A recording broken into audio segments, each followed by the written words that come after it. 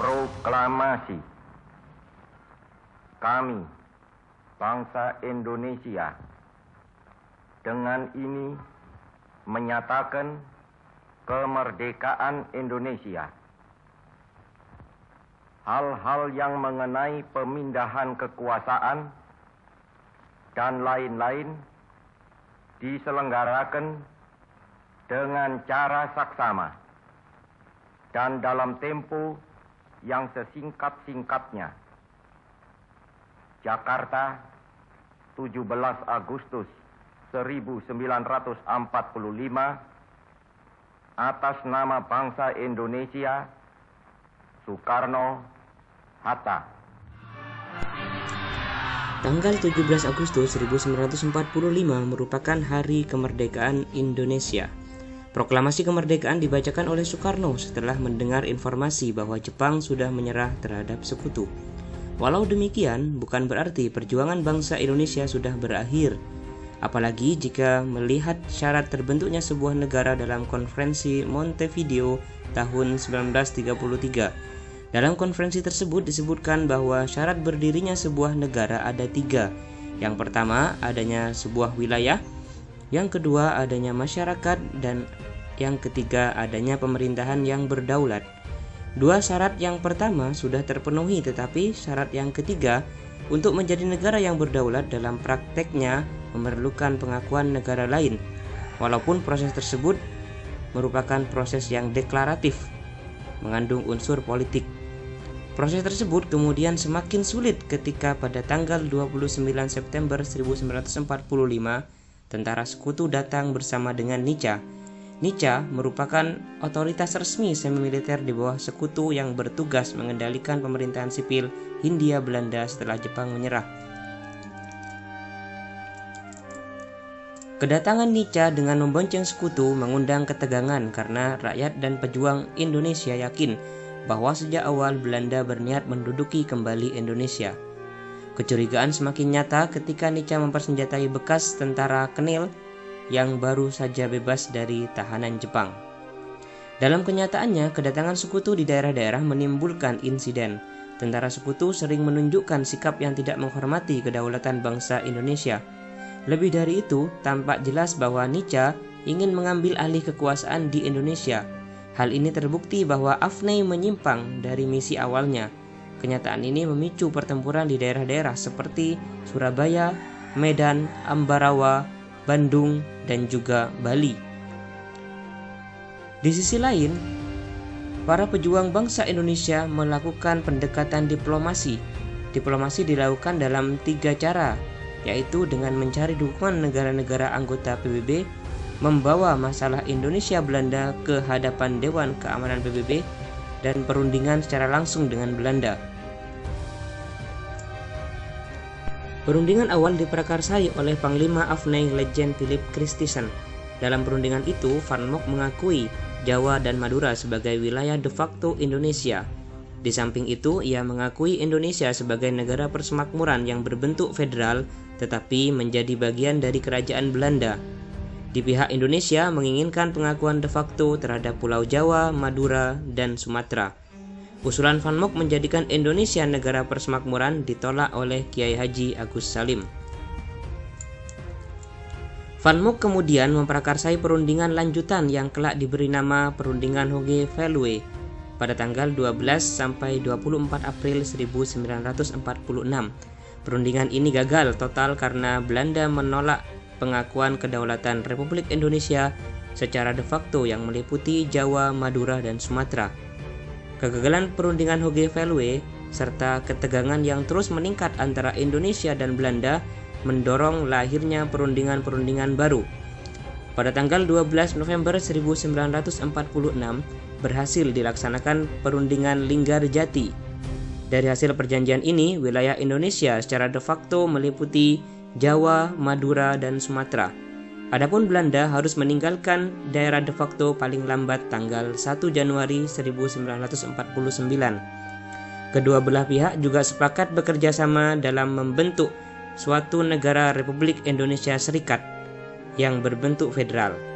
RIS akan Belanda bersatu menjadi Uni Indonesia Belanda dengan Ratu Belanda sebagai kepalanya. Hasil perjanjian Linggarjati ditandatangani pada tanggal 25 Maret 1947. Pihak Indonesia diwakili oleh Perdana Menteri Sultan Syahrir, sedangkan Belanda diwakili oleh Van Mook. Sesudah persetujuan Linggarjati ditandatangani, hubungan Republik Indonesia Belanda semakin memburuk. Oleh pihak kolonis Belanda, persetujuan Linggarjati memang hanya dianggap sebagai alat untuk memungkinkan mereka mendatangkan pasukan-pasukan yang lebih banyak dari negerinya. Setelah mereka merasa cukup kuat, mereka beralih kepada maksud semula, yaitu menghancurkan Republik Indonesia dengan kekuatan senjata. Untuk memperoleh dalih guna menyerang RI, mereka mengajukan tuntutan yang bukan-bukan seperti supaya dibentuk pemerintahan federal sementara yang akan berkuasa di seluruh Indonesia sampai pembentukan Republik Indonesia Serikat. Hal ini berarti Belanda menginginkan Republik Indonesia ditiadakan. Republik Indonesia menolak usul tersebut karena akan menjadi bumerang bagi dirinya. Dengan penolakan RI itu, Belanda lalu merobek-robek persetujuan Linggarjati dan pada tanggal 21 Juli 1947 melancarkan aksi militer Belanda yang pertama ke dalam wilayah kekuasaan RI. Agresi militer Belanda ini kemudian mendapat kecaman dari dunia internasional, salah satunya Australia yang kemudian mengajukan resolusi ke Dewan Keamanan PBB untuk memediasi konflik Indonesia-Belanda tersebut.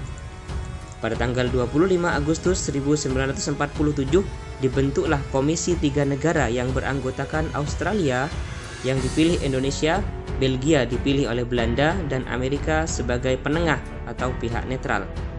Australia diwakili oleh Richard Kirby, Belgia diwakili oleh Paul van Zeeland, dan Amerika Serikat diwakili Frank Graham.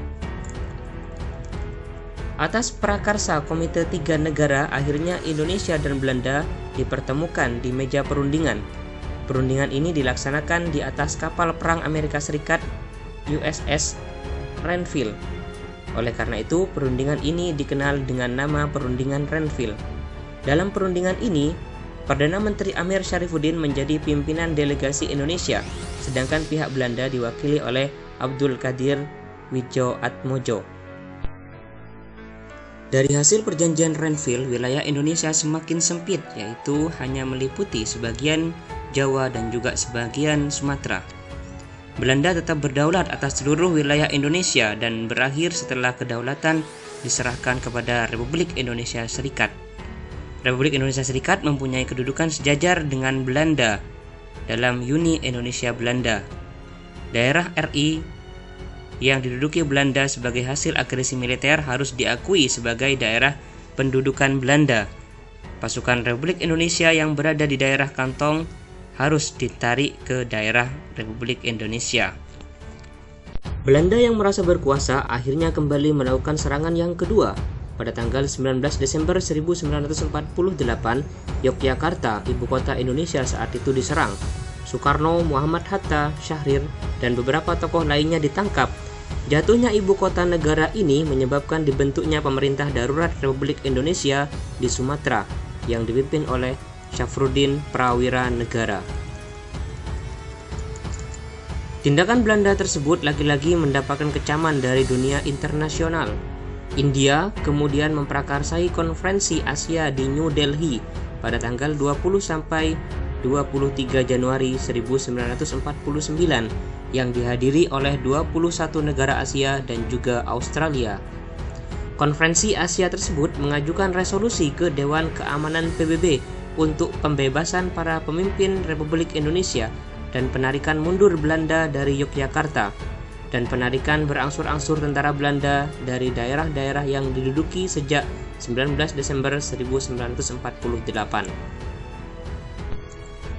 Resolusi dari Konferensi Asia di New Delhi tersebut menjadikan Yogyakarta kembali ke tangan Indonesia melalui Perjanjian Romroyen pada tanggal 17 April 1949.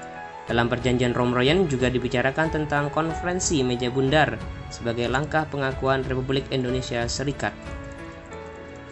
Tanggal 2 November 1949, tercapailah persetujuan konferensi meja bundar dengan hasil-hasil sebagai berikut. Belanda akan menyerahkan kedaulatan kepada Republik Indonesia Serikat pada akhir bulan Desember 1949. Masalah Irian Barat akan ditunda setahun kemudian. Pembentukan Angkatan Perang Republik Indonesia Serikat yang kemudian disingkat dengan nama APRIS dan TNI sebagai intinya. Indonesia, Belanda akan membentuk Uni Indonesia Belanda.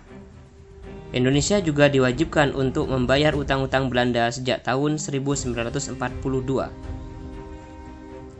Penyerahan kedaulatan Republik Indonesia dari tangan Belanda kemudian dilaksanakan pada tanggal 27 Desember 1949.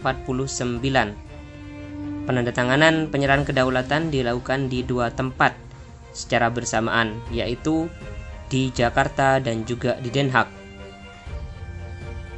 Penandatanganan di Den Haag, wakil Indonesia dihadiri oleh Muhammad Hatta, sedangkan Belanda diwakili oleh Ratu Juliana. Dan penandatanganan di Jakarta, wakil Indonesia dihadiri oleh Sri Sultan Hamengkubuwono yang ke-9 dan Mr. Loving sebagai wakil dari Belanda. Itulah tadi sedikit ulasan tentang perjuangan bangsa Indonesia mempertahankan kemerdekaan. Sebuah perjuangan yang dilaksanakan dengan sungguh-sungguh dan tanpa kenal menyerah tentunya akan memberikan hasil yang menggembirakan. Banyak pelajaran yang bisa kita petik dari para pejuang terdahulu untuk semakin menancapkan nasionalisme ke dalam relung jiwa kita sebagai sebuah bangsa. Simak terus channel ini dan jangan lupa subscribe untuk mendapatkan info-info sejarah menarik lainnya. Sampai jumpa.